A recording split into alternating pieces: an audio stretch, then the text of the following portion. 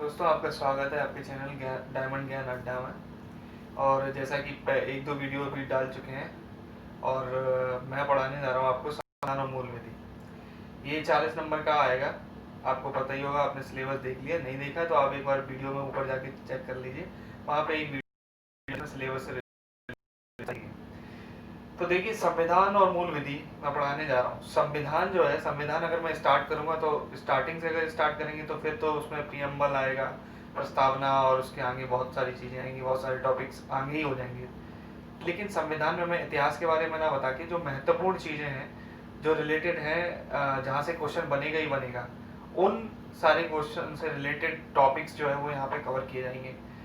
ठीक है, आईपीसी और ये सब भी कवर किया जाएगा, लेकिन पहले हम संविधान की बात करते हैं। तो आज जो टॉपिक मैं लेके आ रहा हूँ वो है आपका संविधान में मूल अधिकार।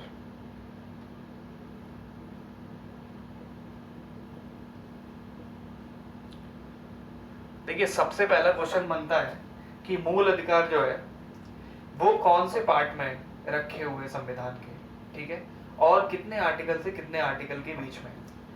तो देखिए, मूल अधिकार जो है ये हमारे भाग 3 में अनुच्छेद 12 से 35 के बीच में, ठीक है, अनुच्छेद 12 से 35 के बीच में। दूसरा क्वेश्चन ये आता है कि मूल अधिकार को संविधान का मैग्ना कार्टा कहा जाता है। क्या कहा जाता है? मैग्ना कार्टा कहा जाता है। तो ये मैग्ना कार्टा जो वर्ड है ये कहां से आया है, ये सबसे पहले आपको पता होना चाहिए। तो मैग्ना कार्टा जो वर्ड है ये बेसिकली 1215 ईस्वी में, कब? 1215 ईस्वी में क्या हुआ था कि एक ब्रिटिश प्रिंस थे जिनका नाम था जॉन। क्या नाम था इनका? जॉन नाम था, ठीक है। तो जॉन जो थे, इन्होंने अपनी जो प्रजा थी जहां पर ये अपना राज्य करते थे, उस प्रजा को कुछ अधिकार दिए थे। ये अधिकार इन्होंने लिखित रूप में दिए थे, डॉक्यूमेंट फॉर्म में दिए थे। तो वही जो डॉक्यूमेंट दिया था उसका नाम था क्या?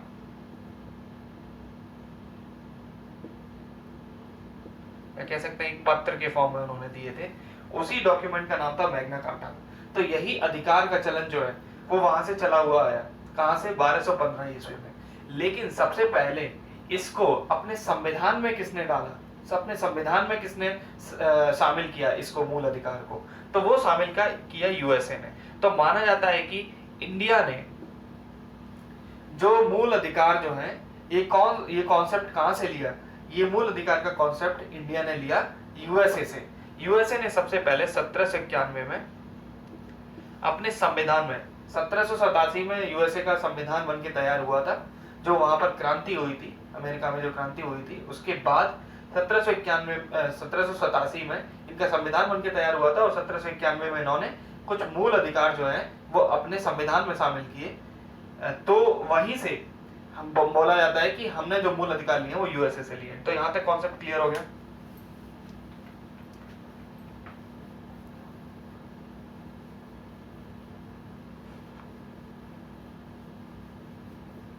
ठीक है, अब बात करते हैं कि जो हमारे मूल अधिकार हैं वो हैं कितने। बेसिकली जब हमारा देश का संविधान बन के तैयार हुआ था उस टाइम पे हमारे पास 7 मूल अधिकार थे। लेकिन अभी इस वक्त हमारे पास केवल 6 मूल अधिकार हैं, क्योंकि संपत्ति का जो अधिकार था वो बाद में जाके 44वां जो संविधान संशोधन हुआ 1978 में, वहां से उसको हटा दिया गया था, उसको एक कानूनी अधिकार बना दिया गया था। ठीक है, तो उसके बारे में हम लोग डिस्कस करेंगे। लेकिन पहले मैं एक बात बता देता हूं आपको कि हमारे कितने मूल अधिकार थे? 7 मूल अधिकार थे।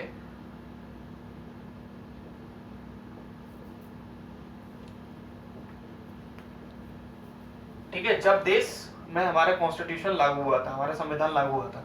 अभी कितने हैं? 6 मूल अधिकार हैं। कितने हैं? 6 मूल अधिकार हैं अभी प्रेजेंट में। ठीक है, तो पहला मूल अधिकार क्या है? पहला मूल अधिकार है समता का अधिकार। क्या है? समता का अधिकार।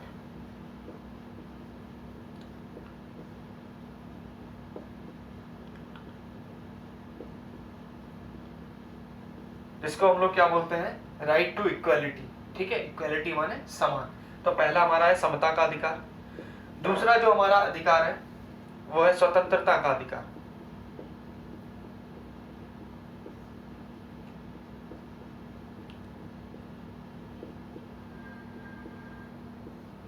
तो पहला हमारा हो गया समता का अधिकार, दूसरा हो गया हमारा स्वतंत्रता का अधिकार। अब तीसरा जो है वो हमारा शोषण के विरुद्ध अधिकार है। किसके विरुद्ध है? शोषण के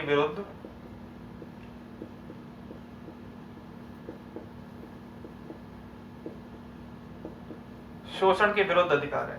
ये है राइट टू फ्रीडम यानी स्वतंत्रता का अधिकार, ये शोषण के विरुद्ध अधिकार यानी कि राइट अगेंस्ट एक्सप्लॉयटेशन।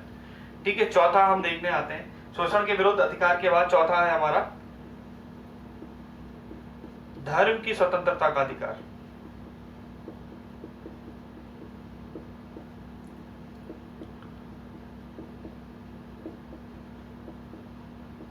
क्या है? धर्म की स्वतंत्रता का अधिकार यानी कि right to freedom of religion.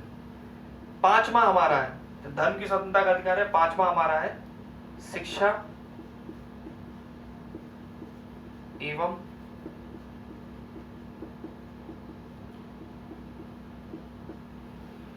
एवं संस्कृति संबंधी अधिकार।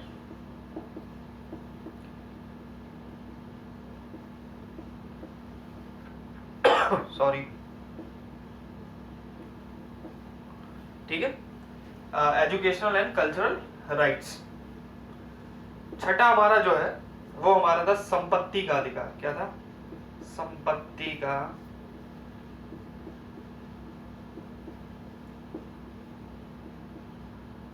और जो सातवां है वो हमारा है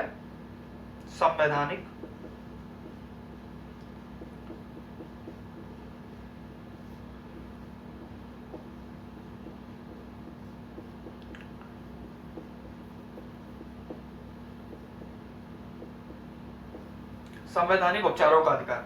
तो संपत्ति का अधिकार राइट टू प्रॉपर्टी एंड संवैधानिक उपचारों का अधिकार यानी कि राइट टू प्रॉपर्टी ये हो गया। संवैधानिक उपचारों का अधिकार होता है राइट टू कॉन्स्टिट्यूशनल रेमेडीज। ठीक है, अब मैं ये बता दूं, देखो इसको याद करने का तरीका क्या है कि समता का अधिकार पहला हम याद रखेंगे कि समानता का अधिकार दिया गया यानी कि राइट टू इक्वालिटी दिया गया। अब जब आपको समानता का अधिकार दिया जाएगा तो आप क्या होगे? बहुत ज्यादा फ्री महसूस करोगे, एक दूसरे के साथ मिलोगे, एक दूसरे की जगह पे जाओगे, तो वहां से बनता है स्वतंत्रता का अधिकार। अब जब स्वतंत्र होगा तो इधर उधर घूमने लगोगे, कोई पकड़ के आपका शोषण कर देगा। तो उसके बाद आता है शोषण के विरुद्ध अधिकार। अब जो शोषण जो होता है वो कौन करते हैं? धर्म के नाम पे शोषण होता है, जात के नाम पे शोषण होता है, तो धर्म के नाम पे शोषण होता है ना, तो धर्म की स्वतंत्रता का अधिकार है। अगला है धर्म की, अगर कोई शोषण करता है धर्म के आधार पर तो कैसा है? अशिक्षित व्यक्ति है। तो यहाँ से एक लगा सकते हो आप कि शिक्षा एवं संस्कृति का अधिकार, उसको शिक्षा होनी चाहिए। फिर उसके बाद संपत्ति का अधिकार और संवैधानिक उपचारों का अधिकार, जिसमें संपत्ति के अधिकार को जो है वो हटा दिया गया। ये बात मैंने पहले करी थी। तो 1 2 3 4 5 6 1 2 3 4 5 6 हमारे पास 6 ही क्या रह गए? हमारे पास मूल अधिकार रह गए। अब एक बार बात कर लेते हैं ये कहां से कहां तक है। समता का अधिकार जो है ये बेसिकली आर्टिकल 14 से यानी कि अनुच्छेद 14 से लेके 18 के बीच में दिया गया। ठीक है, स्वतंत्रता का अधिकार जो है ये हमारा 19 से लेके 22 तक के बीच में दिया गया। उसके बाद शोषण के विरुद्ध अधिकार जो है ये हमारा आर्टिकल 23 और 24। उसके बाद धर्म की स्वतंत्रता का अधिकार जो है ये हमारा दिया गया आर्टिकल 25 से लेकर 28 तक। उसके बाद शिक्षा एवं संस्कृति संबंधी अधिकार जो है ये हमारा 29 और 30 आर्टिकल। और उसके बाद संपत्ति का अधिकार जो है ये हमारा आर्टिकल 31 था, जिसको मैंने बता दिया कि हटा दिया गया है। और लास्ट जो है संवैधानिक उपचारों का अधिकार ये है आर्टिकल 32। अब आप कहोगे कि यार मूल अधिकार जो आपने बताए थे स्टार्टिंग में, आपने बताया था कि जो मूल अधिकार है वो संविधान के पार्ट 3 में और आर्टिकल या अनुच्छेद 12 से 35 के बीच में, और यहाँ पर जो आप पहला मूल अधिकार स्टार्ट कर रहे हो वो 14 से 18 के बीच में स्टार्ट कर रहे हो। ऐसा कैसे 12 और 13 क्यों गए? क्योंकि 12 और 13 जो है वो बेसिकली डेफिनेशन को बता रहा है। 12 डेफिनेशन को बताता है यानी कि परिभाषा बताता है कि राज्य की क्या परिभाषा है। तो उसको हम लोग एक एक करके अब इन अधिकारों को देखते हैं। ठीक है,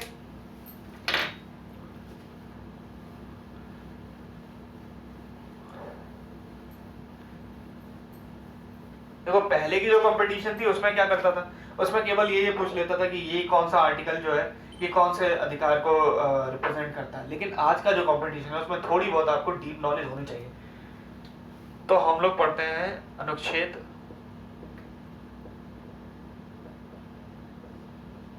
12 के बारे में। देखिए अनुच्छेद 12 में क्या है कि हम लोग अभी बात करेंगे, जब पूरा हम मूल अधिकार पढ़ेंगे उसमें हम बात करेंगे कि राज्य जो है कोई भी ऐसी विधि नहीं बना सकता जो हमारे मूल अधिकारों का हनन करे। तो राज्य एक शब्द आएगा, बार बार उसका उपयोग होगा। तो राज्य की डेफिनेशन क्या है, राज्य क्या है, राज्य के अंदर क्या क्या चीजें शामिल होती हैं, इसको बताता है हमारा आर्टिकल 12। तो आर्टिकल 12 में क्या क्या चीजें शामिल होती हैं। देखो राज्य है मतलब है राज्य में जो हमारे कानून बनाते हैं, जैसे कि केंद्र सरकार, ये भी राज्य के अंतर्गत आती है। यार राज्य का मतलब कोई स्टेट नहीं है, जैसे कि उत्तर प्रदेश, मध्य प्रदेश, पश्चिम बंगाल, झारखंड, ये राज्य का मतलब नहीं है, जो है वो अलग परिभाषा है। तो उसको आर्टिकल 12 में बताया गया। तो केंद्र सरकार होती है, केंद्र सरकार भाई केंद्र सरकार कैसे कानून बनाती है, संसद के द्वारा। तो संसद भी इसमें शामिल होती है। तीसरा होती है राज्य सरकार शामिल होती है। और राज्य सरकार जो है वो कानून किससे बनाती है, विधानमंडल से।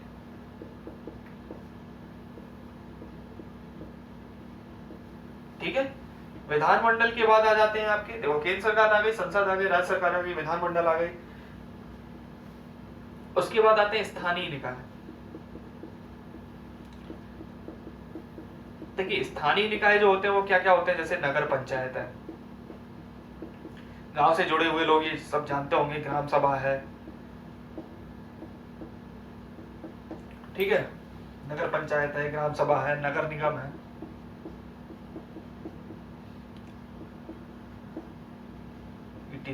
ये सब क्या है, स्थानीय निकाय है। ठीक है, उसके बाद आता है सरकारी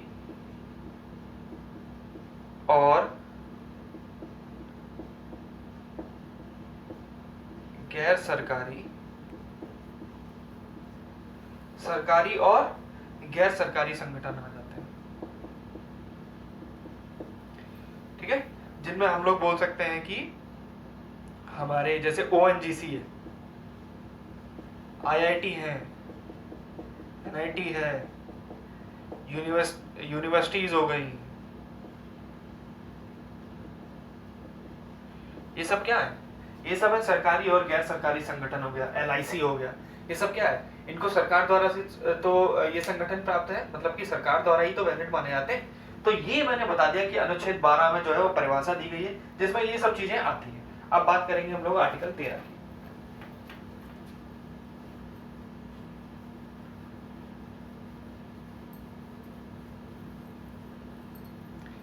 देखो आर्टिकल 13 से पहले मैं कुछ विशेषताएं भी बताना चाहूंगा कि हमारे जो मूल अधिकार है उनकी क्या क्या विशेषताएं हैं। तो विशेषता में एक चीज मैं बता दूं कि जो हमारे मूल अधिकार हैं ये स्थायी नहीं है। क्या नहीं है, स्थायी नहीं है। स्थायी नहीं है का मतलब क्या है कि इनको हटाया जा सकता है। कैसे हटाया जा सकता है, संविधान में संशोधन करके हम इनको हटा सकते हैं।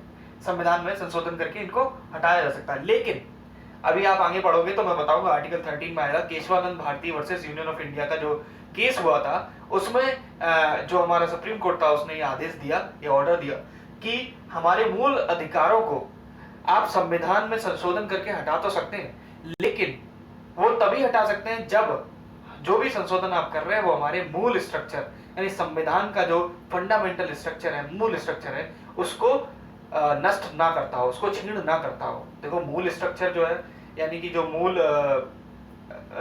स्ट्रक्चर जो है या फंडामेंटल स्ट्रक्चर जो है वो बेसिकली एक अलग चैप्टर है, उसको एक अलग चैप्टर में पढ़ेंगे कि किन किन चीजों को हम लोग मूल संरचना जो है संविधान की उसमें शामिल किया गया है।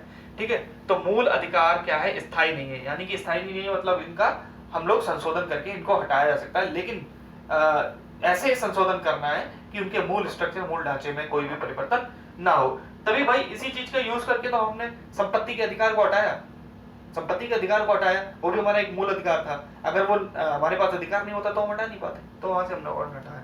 ठीक है, तो एक विशेषता मैंने ये बता दी, पहली विशेषता कि मूल अधिकार जो है वो स्थायी नहीं है। दूसरी विशेषता मैं ये बताने जा रहा हूं कि आपातकाल के दौरान जब आपातकाल होता है, देखो 3 प्रकार के आपातकाल होते हैं वैसे। एक होता है राष्ट्रीय आपातकाल,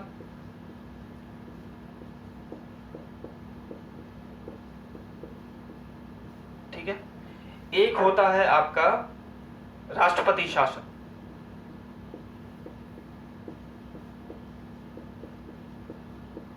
राष्ट्रपति शासन आपने देखा होगा, जैसे जम्मू कश्मीर में अभी राष्ट्रपति शासन लगा हुआ था। कब लगा था? 5 अगस्त को लगा हुआ था, 5 अगस्त 2019 को वहां पे लगा हुआ था, जब हम लोगों ने एब्रोगेशन किया था आर्टिकल 370 और 35A का। तो उस टाइम पे क्या लगा था? राष्ट्रपति शासन लगा था, यानी कि वहां पर आपातकाल लगा था, वहां की सारी जितनी भी पावर्स थी वो राष्ट्रपति के हाथ में आ गई थी। तो वहां से हो गया। एक होता हमारा वित्तीय आपातकाल,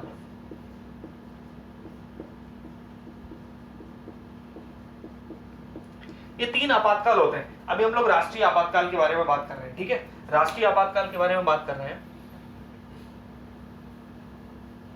तो जो राष्ट्रीय आपातकाल होता है उसमें क्या है कि अगर 2 प्रकार से हुआ, एक तो गृह युद्ध हुआ, जैसे कि अपने मतलब अपने पूरे इंडिया में गृह युद्ध हो जाए, ठीक है ना, आपस में लोग लड़ने लगे, उस टाइम पे इमरजेंसी आ गई, इमरजेंसी लगा दी गई। या फिर एक बाहरी कोई आक्रमणकारी आ गया, बाहरी आक्रमणकारी आया, उसने आक्रमण कर दिया। तो ये 2 केस में आप राष्ट्रीय आपातकाल की स्थिति को लगा सकते हैं। तो बाहरी आक्रमणकारी जब आएगा तब भी आपके पास आर्टिकल यानी कि अनुच्छेद 20-21 ये दोनों ही अनुच्छेद जो होंगे वो आपके पास सुरक्षित होंगे, यानी कि इनको नहीं हटाया जा सकता। बाकी जो हमारे मैंने आपको आर्टिकल्स बताए थे, जो हमारे 14 से लेकर 18, 19 से लेकर 22 और जितने भी मैंने बताए थे, बाकी सबको हटाया जा सकता है, लेकिन ये 20 और 21 जो है वो आपके पास हमेशा रहेंगे। ये आप बाहरी आक्रमणकारी कोई आ जाए उसके बाद जो आपातकाल लगाए उसके बाद भी आपके पास ये 20 और 21 आपके पास सुरक्षित है। ये 20 और 21 आप ही के पास सुरक्षित नहीं है, यहाँ पर इंडिया का नागरिक हो या इंडिया का नागरिक ना भी हो, कोई भी विदेशी व्यक्ति भी होता है तो उसके लिए भी ये सुरक्षित होंगे। मैं अभी आपको बताऊंगा आगे, ठीक है। गृह युद्ध की स्थिति में, ठीक है, जैसे कि जब गृह युद्ध हो जाता है, जब इंदिरा गांधी के टाइम पे लगा हुआ था, तो वो क्या हुआ था? गृह युद्ध हुआ था। उस टाइम पे जो इमरजेंसी लगी थी, उस सिचुएशन में क्या था? आर्टिकल 19, आर्टिकल 20 और आर्टिकल 21 इनको आपसे कोई नहीं छीन सकता, इनको आपसे कोई नहीं छीन सकता, लेकिन बाकी के जो आर्टिकल्स हैं, बाकी के जो मूल अधिकार हैं वो आपसे छीने जा सकते हैं राष्ट्रीय आपातकाल की इस कंडीशन के दौरान। अब मैं एक और विशेषता बताने जा रहा हूं, एक और विशेषता बहुत इंपॉर्टेंट है। वो विशेषता क्या है? तो पहला स्थायी हो गया, दूसरा मैंने राष्ट्रीय आपातकाल के दौरान इसके बारे में बता दिया, राष्ट्रीय आपातकाल के दौरान काल के बारे में बता दिया, और तीसरा मैं बताने जा रहा हूं आपको कि कुछ मूल अधिकार ऐसे हैं संविधान में जो केवल और केवल भारतीय नागरिकों को दिए गए, ठीक है, विदेशी नागरिकों को नहीं। तो वो कौन कौन से मूल अधिकार हैं जो केवल केवल भारतीय नागरिकों को ही दिए गए, विदेशी नागरिकों को नहीं, उनके बारे में हम लोग डिस्कस करते हैं। तो आर्टिकल हमारा या अनुच्छेद 15, अनुच्छेद 16, 19, 29 और 30, 15, 16, 19, 29 और 30 ये आर्टिकल्स ऐसे हैं या ये अनुच्छेद ऐसे हैं जो केवल और केवल भारतीय नागरिकों को दिए गए, विदेशी नागरिकों को नहीं, ठीक है। तो ये मैंने इसकी विशेषताओं के बारे में बात कर ली।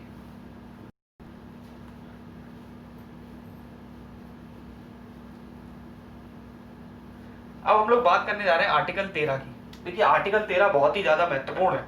आर्टिकल 13 इसको अनुच्छेद भी बोल सकते हैं यार। अनुच्छेद 13 जो है बहुत ज्यादा इंपॉर्टेंट है। अनुच्छेद 13 कहता क्या है, सबसे पहले ये समझिए। अनुच्छेद 13 कहता है कि कोई भी ऐसी विधि, कोई भी ऐसा लॉ जो हमारे मूल अधिकारों का हनन करता है, लेकिन हनन भी करता है तो जिस हद तक हनन करता है उस हद तक वो अधिकार वो जो लॉ बनेगा वो शून्य कर दिया जाएगा। देखो थोड़ी कॉम्प्लेक्स है इसकी लैंग्वेज, लेकिन मैं समझाता हूं आपको, बहुत अच्छे से समझ में आ जाएगा। जैसे कि मान लीजिए कि कोई एक लॉ है, मंदिर में जाने का ही कोई लॉ है, तो मंदिर के जाने के लॉ में एक लिस्ट बनी हुई है, उसमें पहला नंबर दिया गया है कि मंदिर में आप जा सकते हैं चप्पल उतार के नहीं, ठीक है, पहला लॉ हो गया। दूसरा भी उसने दे दिया कि मंदिर में आप जो है वो गंदगी ना फैलाएं, दूसरा लॉ हो गया। तीसरा लॉ उसने अगर दे दिया कि मंदिर में जो है विशेष जाति विशेष वर्ग के लोग जो है वो वहां पर प्रवेश नहीं कर सकते, तो ये जो है ये हमारे मूल अधिकारों का हनन है। मैं बताऊंगा आपको आर्टिकल 15 में, आर्टिकल 15 में ये दिया हुआ है कि आप किसी को भी धर्म, जाति, मूल वंश, जन्म स्थान के आधार पर, लिंग के आधार पर आप भेदभाव नहीं कर सकते। तो उसका क्या है, ये मूल अधिकार का हनन है। तो क्या किया जाएगा कि ये जो है बाकी के दो जो आर्टिकल हैं वो तो आपके वैलिड है, वो तो हमारे मूल अधिकारों का हनन नहीं कर रहे, लेकिन ये जो है हमारे मूल अधिकार का हनन कर रहा है, तो केवल और केवल इसको ही शून्य कर दिया जाएगा। क्या कर दिया जाएगा? खत्म कर दिया जाएगा। लेकिन बाकी के जो दो आर्टिकल हैं, यानी कि बाकी के जो दो लॉ हैं, वो जैसे हैं वैसे ही रहेंगे, क्योंकि ये हमारे मूल अधिकारों का हनन नहीं करते। तो ये बात बताता है हमारा आर्टिकल 13। अब देखो आर्टिकल 13 में 4 क्लॉज हैं। कितने क्लॉज हैं? 4 क्लॉज हैं। Number 1, number 2, number 3 and number 4। देखिए चौथा क्लॉज जो है वो बाद में इसको अमेंडमेंट किया गया संविधान में, उसके बाद ही आया, लेकिन नंबर 1 की बात करते हैं। तो नंबर 1 क्या कहता है? आर्टिकल जो इसका अनुच्छेद 13 का क्लॉज 1 है, क्लॉज 1 ये बोलता है कि हमारा संविधान जब बना, हमारे संविधान के बनने वाली जो डेट थी वो थी 26 जनवरी 1950। हालांकि 26 नवंबर 1950 को 1949 को हमारा संविधान बनके तैयार हो गया था, लेकिन भारतवर्ष में जो लागू हुआ वो 26 जनवरी 1950 को हुआ। ये बात आपको पता है। तो उस डेट से पहले जितने भी प्री एग्जिस्टिंग, पहले उस डेट से पहले जो भी लॉज थे उनको क्या किया जाएगा? उनको फिल्टर किया जाएगा। फिल्टर किया जाएगा मतलब क्या? जो हमारे संविधान में उस टाइम पे तो मूल अधिकार दिए नहीं गए थे, लॉ बना दिए गए थे, लेकिन जब मूल अधिकार हमारे संविधान में उपस्थित हो गए तो उस टाइम पे उन लॉ को रीचेक किया गया, उनको देखा गया कि क्या वो हमारे मूल अधिकार का हनन करते तो नहीं है। तो कोई भी लॉ तब का संविधान की, जिस दिन संविधान लागू हुआ है देश में, उससे अगर वो जिस हद तक हमारे मूल अधिकारों का हनन करेगा, उस हद तक हम उस लॉ को क्या कर देंगे? खत्म कर देंगे। अब देखते हैं आर्टिकल दूसरा। आर्टिकल दूसरा क्या कहता है? आर्टिकल दूसरा कहता है कि इस डेट के बाद, यानी कि 26 जनवरी 1950 के बाद, 26 जनवरी 1950 के बाद, आफ्टर यहां लिख दे रहा हूं मैं, के बाद 26 जनवरी 1950 के बाद अगर कोई भी ऐसा लॉ बनाया जाता है, कोई भी ऐसा लॉ बनाया जाता है जो हमारे मूल अधिकारों का हनन करता है, तो वो लॉ उस हद तक शून्य कर दिया जाएगा जिस हद तक वो हमारे मूल अधिकारों को हमसे छीनता है या हमारा उसका हनन करता है। तो ये बात बताएगी आर्टिकल 2 में। ठीक है, अब आ जाओ आर्टिकल के 13 के सब क्लॉज 3 में। 3 में क्या बोला गया? मैंने अभी आपको बोला था कि कोई भी, इसमें बोला था कि कोई भी ऐसा लॉ है, कोई भी ऐसी विधि नहीं बनाई जा सकती जो कि हमारे मूल अधिकारों का हनन करती हो। तो वो विधि क्या है? वो विधि में क्या क्या शामिल होता है, ये बात बताता है हमारे आर्टिकल यानी कि अनुच्छेद 13 का क्लॉज 3। अब उस विधि में क्या क्या शामिल होता है? देखो, संसद तथा राज्य की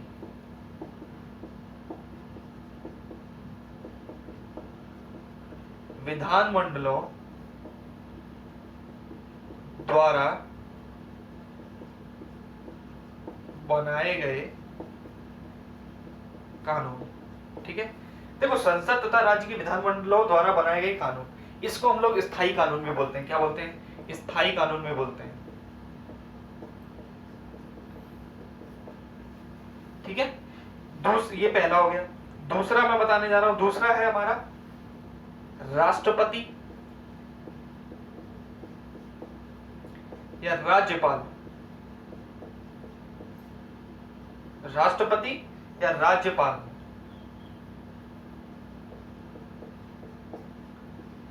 के द्वारा लाया गया अध्यादेश।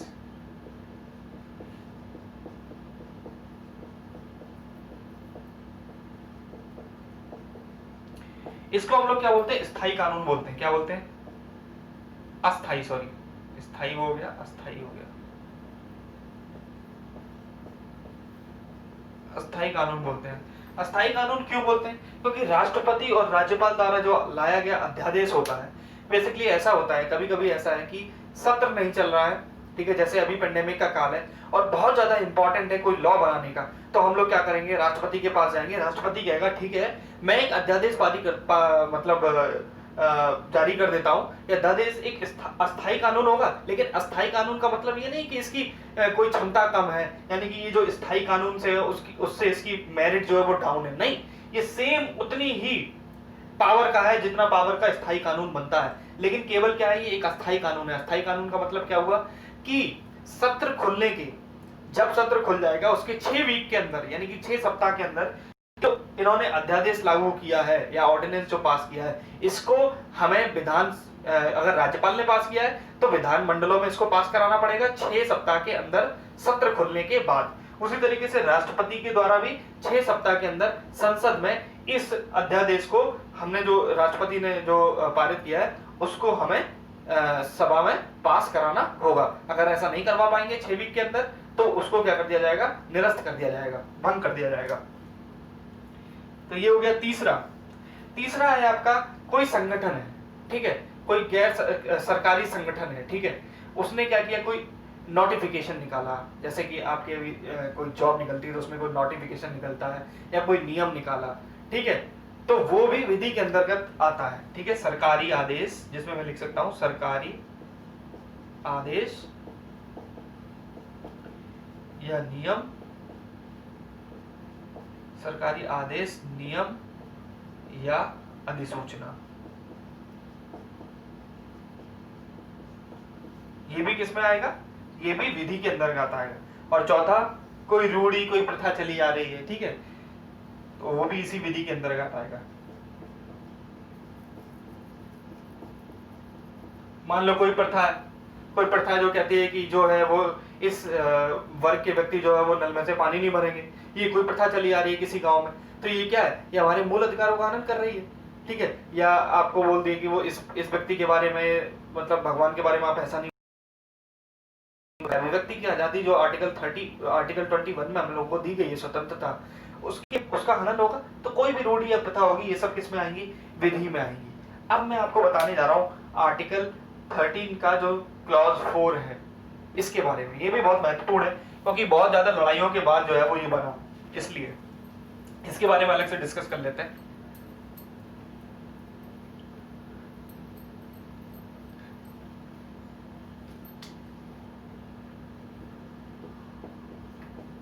देखिए 4 में क्या हुआ, एक्चुअली हो क्या रहा था कि जैसे संपत्ति के जो अधिकार था उसके खिलाफ लड़ाइयां चल रही थी। लड़ाइयां क्या चल रही थी कि उस टाइम पे क्या था कि एक टाइम पे जमींदारी प्रथा थी, आपको सबको पता होगा। तो सब लोग ये चाहते, क्योंकि जमींदार जो था उसके पास बहुत ज्यादा जमीन हुआ करती थी, वो बहुत ज्यादा जमीन को रखता था, जबकि दूसरे जो गांव वाले होते थे उनके पास जमीन ही नहीं है, क्योंकि ये प्रथा बहुत पहले से चली आ रही थी जमींदारी वाली, उसको हटाना था। लेकिन जब उन्होंने ये सब प्रयास किया तो क्या हुआ कि सुप्रीम कोर्ट में बहुत लोग गए। क्यों? क्योंकि अलग अलग सरकार ने अलग अलग नियम दे दिए। किसी सरकार ने कुछ नियम दे दिया कि आपके पास 30 बीघा जमीन होनी चाहिए जमींदार के पास, बाकी की सारी जमीन जो है वो गांव वालों को दे दी जाएगी। तो उसका संपत्ति का अधिकार था, यानी कि संपत्ति को एक्वायर करने का अधिकार था। संपत्ति को कोई अगर उससे छीनता है तो उसके खिलाफ जाने का, सुप्रीम कोर्ट में जाने का उसके पास अधिकार था। तो इसी वजह से क्या हुआ कि बहुत ज्यादा मिसअंडरस्टैंडिंग होने लगी, इसलिए संपत्ति के अधिकार को हटाना पड़ा। तो यहाँ पे एक बहुत ही बड़ी चीज आई जिसके बारे में मैं बताने जा रहा हूं कि 3 केस थे, 3 बहुत इंपॉर्टेंट केस हुए। पहला केस था शंकरी प्रसाद,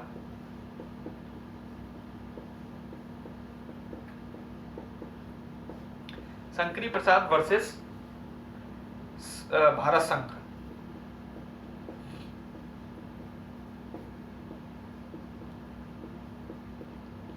शंकरी प्रसाद वर्सेस भारत संघ मामला ये हुआ था आपका 1951 में। कब हुआ था? 1951 में, ठीक है। उसके बाद एक दूसरा आया गोलकनाथ। ये सब बहुत ज्यादा इंपॉर्टेंट है, ये पूछा जाता है कि गोलकनाथ मामले में क्या हुआ और क्या निर्णय आया था। तो गोलकनाथ वर्सेस पंजाब राज्य का मामला था। ये था आपका 1967 में, ठीक है, 1967 में गोलकनाथ वर्सेस पंजाब मामला। और सबसे ज्यादा महत्वपूर्ण, अब ये इसलिए और महत्वपूर्ण हो जाता है, केशव नंदा भारती वर्सेस केरल राज्य। ये हुआ 1973 में। और इनके बारे में बता दूं, केशव नंदा भारती जो है इनका अभी हाल ही में निधन हुआ है।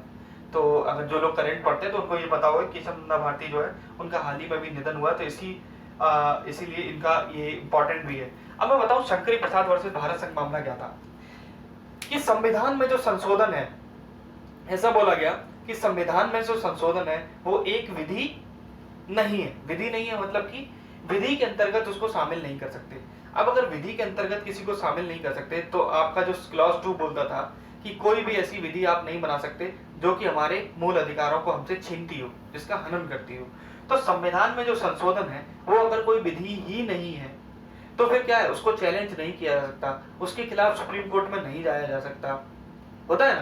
तो हम संशोधन करके अपने मूल अधिकार का कॉन्सेप्ट ही हटा सकते थे, क्योंकि उसको कोई चैलेंज करने वाला था ही नहीं, क्योंकि संविधान का में संशोधन जो है वो एक विधि है ही नहीं। तो यही जो सिचुएशन आई, उसमें जो शंकरी प्रसाद वर्सेस भारत संघ मामला है, इसमें बोला गया, इसमें क्या बोला गया कि संविधान में संशोधन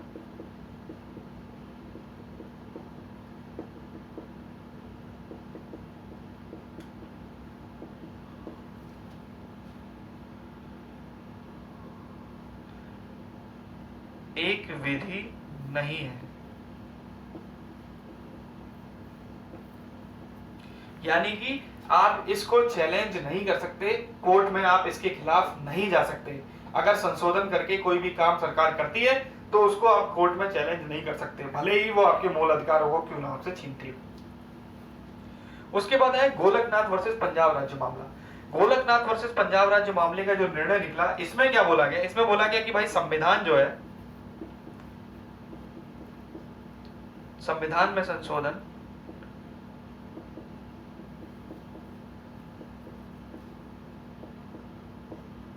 एक विधि है, यानी कि संविधान में जो संशोधन है वो हमारे संविधान में जो संशोधन है वो एक विधि है, यानी कि विधि में शामिल है। इसका मतलब अगर कोई हमारे मूल अधिकारों को छीनता है संविधान में संशोधन करके, तो उसके खिलाफ भी हम सुप्रीम कोर्ट में जा सकते हैं। लेकिन यहाँ से तो बात जो है वो बिगड़ गई। क्यों बात ऐसे बिगड़ गई कि अब आ गई कौन सुप्रीम है, हमारा जो हमारी जुडिशरी सुप्रीम है, हमारा न्यायालय सुप्रीम है, या फिर हमारा संसद सुप्रीम है जो लॉ बनाता है। क्यों, आपने संसद में कोई लॉ बनाया, वो तो विधि है, यानी कि उसको चैलेंज किया जा सकता है, तो फिर सुप्रीम तो कौन हो गया, सुप्रीम कोर्ट हो गया। तो इसी चीज के ये दोनों जो हमारे कंफ्यूजन हो रहे थे, इन्हीं को दूर करने के लिए केशव नंदा भारती वर्सेस केरल राज्य मामला आया 1973 में।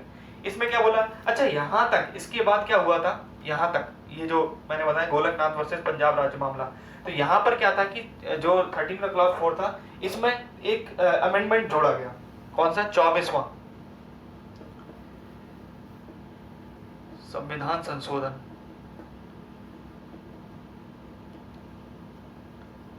24वां संविधान संशोधन जोड़ा गया 1971 में, और इसमें क्या कहा गया, इसमें यही कहा गया कि संविधान में संशोधन जो है वो एक विधि है, वो एक विधि नहीं है, सॉरी, संविधान में संशोधन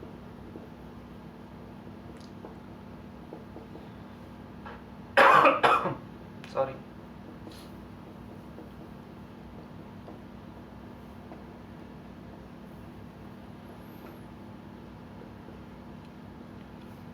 एक विधि नहीं है, यानी कि आप उसको चैलेंज नहीं कर सकते। ये 1971 में आ गया। लेकिन जब केशव नंदा भारती वर्सेस केरल राज्य मामला आया 1973 में, तो इसमें बस एक लाइन जोड़ दी गई, और वो ही एक लाइन जो है वो भारतीय संविधान की बहुत ही इंपॉर्टेंट बात जो थी वो यहाँ पर जोड़ी गई। वो क्या जोड़ी गई कि संविधान में संशोधन एक विधि नहीं है। ये तो बात आपकी ठीक है, लेकिन जब तक वह संविधान के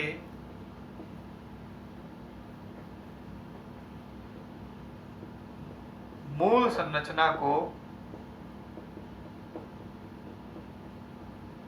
नष्ट न करती हो, यानी कि अगर कोई ऐसा आप लॉ लेके आते हो जो हमारा फंडामेंटल स्ट्रक्चर है कॉन्स्टिट्यूशन का, संविधान का मूल ढांचा है, मूल संरचना बोल सकते हैं या मूल ढांचा बोल सकते हैं, यहाँ पर मूल ढांचा है, अगर उसको परिवर्तित करती है, उसको नष्ट करती है, तो इसको भी कोर्ट में चैलेंज किया जा सकता है। जैसे कि अभी क्या हो रहा था, जो सीए एनआरसी को लेके लोग वक्त सुप्रीम कोर्ट गए थे, तो सीए एनआरसी में क्या हुआ था, संविधान में संशोधन किया गया था, संविधान में संशोधन करके एक एक्ट पारित किया गया था सीए, ठीक है। तो उसको लेके सुप्रीम कोर्ट चले गए। क्यों, लोग बोलने लगे कि वो जो है वो आर्टिकल 14 और आर्टिकल 15 का क्या है, वायलेशन है, वो आर्टिकल 14 और 15 को गलत साबित करता है, तो उसके खिलाफ, क्योंकि ये हमारा मूल ढांचा है, उसको उसके खिलाफ जो है उसको अगर चेंज कर रहा है, तो उसके खिलाफ जो है लोग सुप्रीम कोर्ट में चले गए। हालांकि सुप्रीम कोर्ट में बाद में क्या वर्डिक्ट आया वो लोग आप लोग जानते होंगे। तो आज मैंने आपको पढ़ाया, आज मैंने आपको क्या क्या बातें पढ़ाई। मैंने पढ़ाया आपको कि मूल अधिकार जो है वो भारत के किस संविधान के किस पार्ट में रखे गए हैं। ठीक है, तो हमने बताया कि पार्ट 3 में रखे गए हैं और आर्टिकल 12 से लेकर आर्टिकल 35 से। उसके बाद मैंने एक एक करके आपको पूरे संविधान मूल अधिकार बताए साहब। उसमें मैंने ये भी बताया आपको कि जो संपत्ति का अधिकार जो है वो आपका हटा दिया गया। ठीक है, संपत्ति का अधिकार आपका हटा दिया गया, ये भी मैंने बात बता दी। बाद में उसको क्या है संविधान के पार्ट 12 में